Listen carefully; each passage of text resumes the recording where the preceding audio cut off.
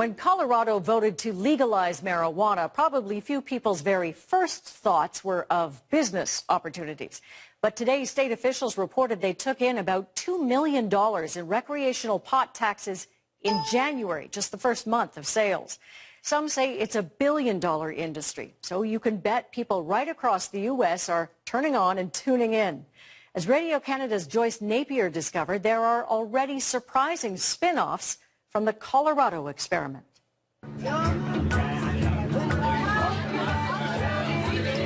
Welcome to Colorado, home of legal marijuana. Yes! Saturday morning in Denver, 11 a.m., and already it's party time. I got it! These bus passengers are visitors from all over the United States, here for a perfectly legal Rocky Mountain High. I have the absolute best job in the world, hands down. Matt Brown, a true cannabis maven, is the tour guide today. Since marijuana was legalized here on New Year's Day, his agency has done nothing but pot tourism. Business is smoking. So, you having a good time? Oh, I'm having a great time, absolutely. Mauricio and Kim are from El Paso, Texas. This is a unique American moment, and they came to savor it. We're going to go to a grow tour, going to go look at some plants, got to see how they grow them, look at different kinds of weeds. And last night we got to experience the THC massage oil. It was wonderful. Just a few months ago, a casual chic gathering like this one would have been underground. Now, though, this crowd at the Space Gallery is emerging into the legal sunshine along with the rest of Colorado's cannabis industry.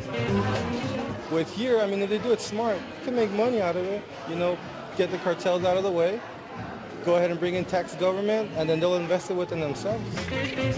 Yesterday's pushers and dealers are today's entrepreneurs.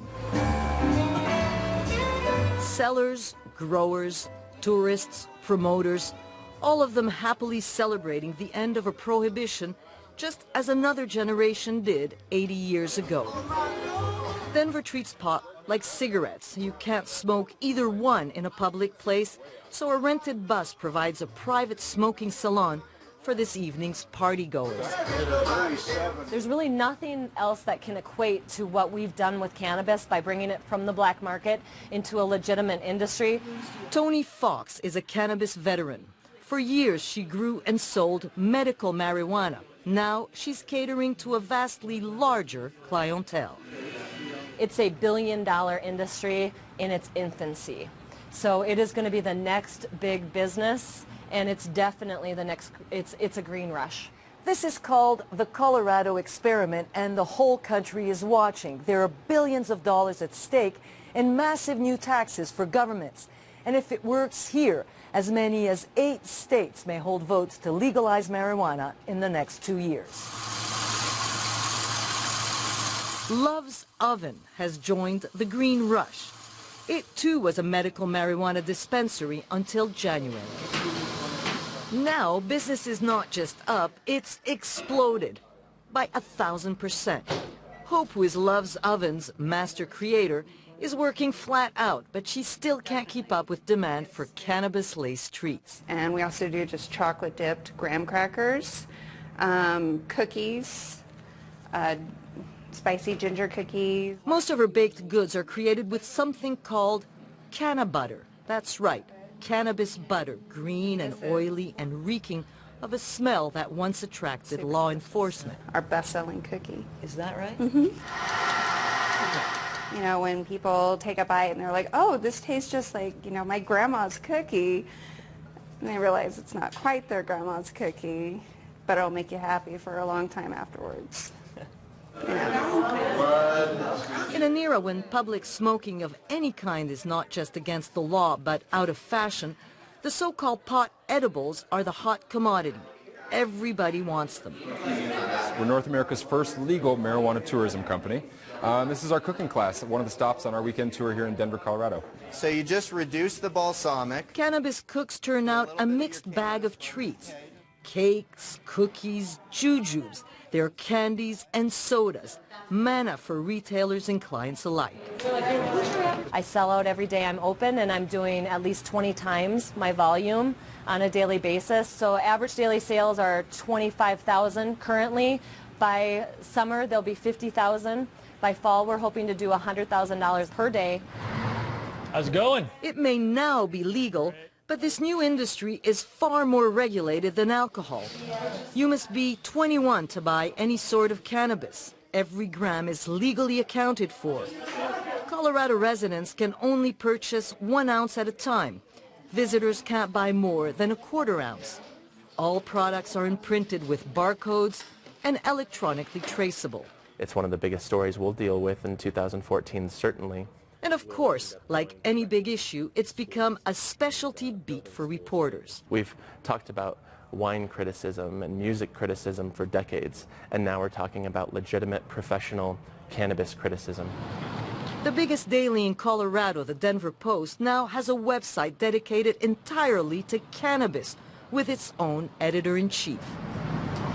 Baca and his colleagues are clearly a new breed of journalists in a new world. It's kind of ubiquitous. It's everywhere. It's the smell of a bar, or it's the smell of the park at lunchtime.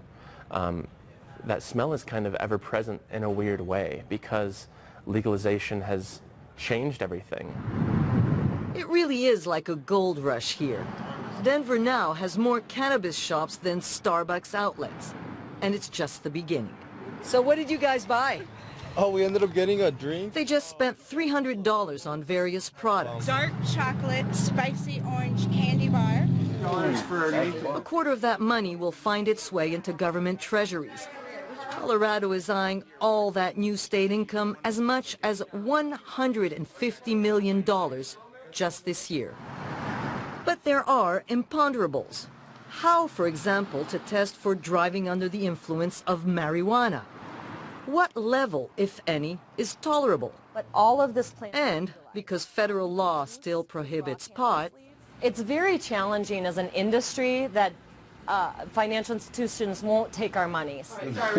Washington has said it will not prosecute in states where pot is legal. I picked up some of those spices. But banks are nevertheless nervous and don't like accepting drug profits, even perfectly legal ones. So, in a twist that makes no one happy, a lot of dispensaries here store massive amounts of cash in safes, just like they did in the illegal old days.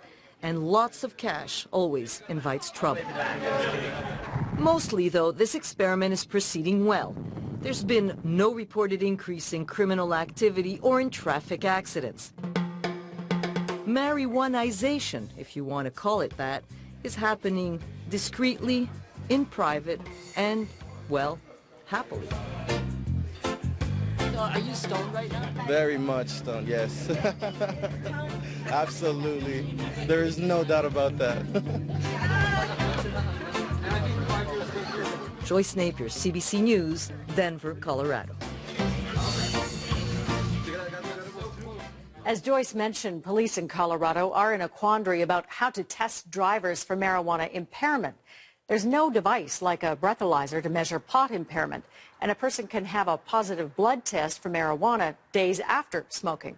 Right now, there are no clear statistics in Colorado to measure whether driving while stoned has risen since pot was legalized in January. In the past, those suspected of driving while high were treated as DUIs with no differentiation between alcohol and pot.